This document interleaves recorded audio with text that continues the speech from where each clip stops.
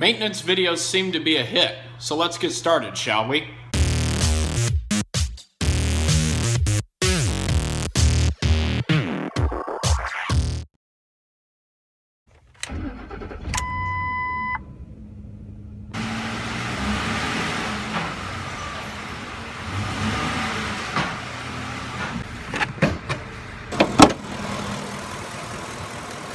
One of the things I realized I was leaving out in my videos was the fact that you should check your transmission fluid with the engine running while it's warm before changing your oil.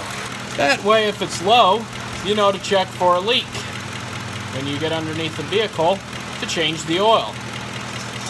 So let's take a look at the level of the transmission fluid here. And as you can see, I don't know if you can see that or not, it's at the cold line, but it is cold outside, so that's in the acceptable range. Now don't let that 200,000 mile odometer fool you. Unlike the Silverado, this engine has been replaced after it lost oil pressure while it was towing a trailer. I'm sure you long-term subscribers have seen that video, but for those of you who are new, you can watch it here. So this engine is purring smoothly, exactly like I hoped it would be with only having 10,000 miles on it. It's been good, so far no problems. Every oil change I do, I just do a basic check over. For example, the coolant level there is where it should be. Brake fluid. Most of the time you can check the level just by shaking the reservoir. As you can see, the fluid's visible in the plastic reservoir there, and it's at the max line, so that's good. The power steering fluid level is also visible on this reservoir here. It's at the max line, so that's good. Washer fluid? Yeah, that's a little low. Now that the engine has sat for a while you check the other fluids, check the oil before you change it. The reason for this is so you get an idea of how much engine oil the engine is burning, if any. Since this is a 10,000 mile engine, I would hope it's not burning any, but we'll double check just to make sure. It also is a sign of leaks as well. And it's in the nice and full mark there. Actually, it's a little bit overfilled, probably from the last oil change that I did, but so that's good. That means in 5,000 miles, the engine hasn't lost any oil, just like it should be, being a brand new engine. Now, there are a lot of things wrong with the 3-valve 5.4 Triton V8 engine, but one thing they got right was how easy it is to check and replace this engine air filter. It's literally that easy. As you can see, nice and clean. I replaced it when I replace the engine, so that's good to go. Slides back into place, snaps in place, and you're done. I dare you to try to check the air filter on a 2006 Chevrolet Impala that fast.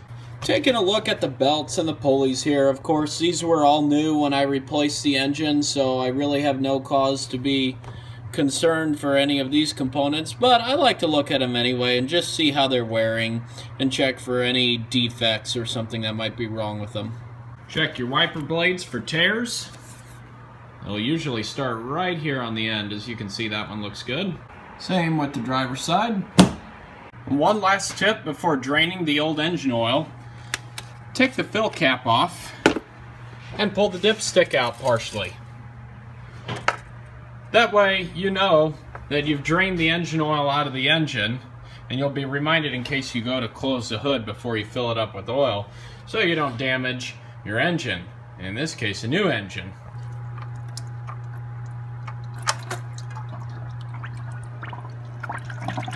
While the oil's draining, we'll get ready to rotate the tires by taking all these center caps off.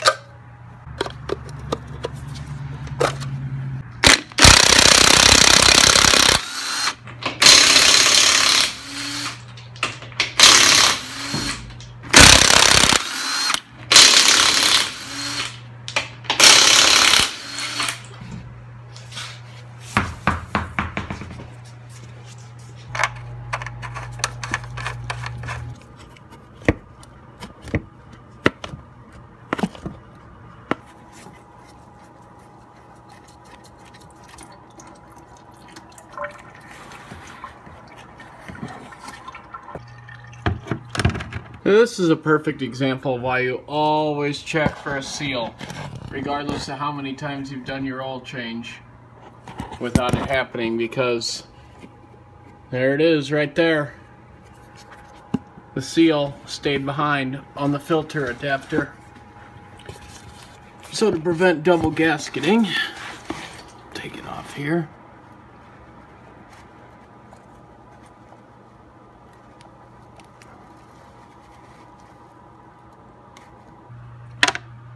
And as always, coat the new oil filter seal with a film of engine oil.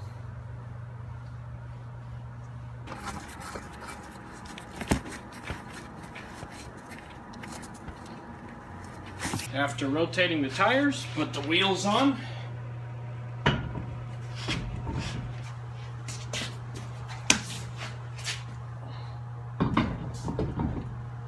Always start your lug nuts by hand to prevent cross-threading.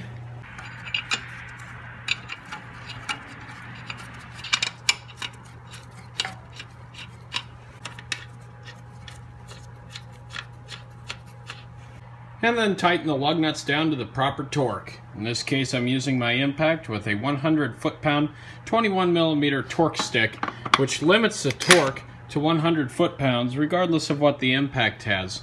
And the way it does that is by absorbing it through the extension here.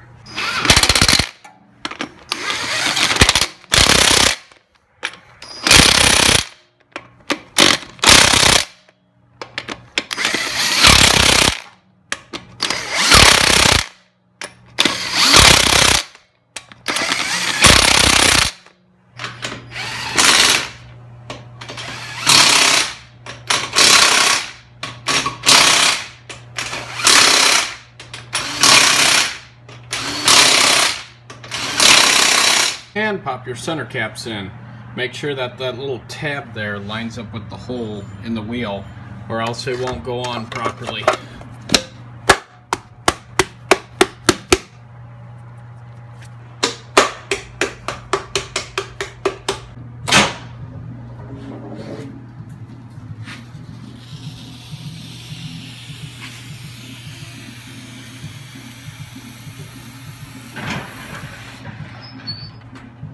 I'm going to pour out 7 quarts of oil here from a 55-gallon drum.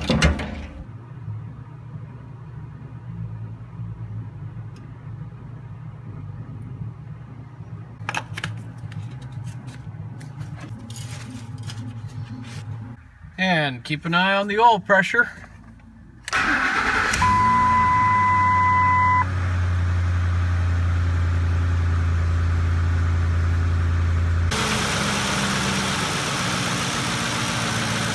Check the leaks.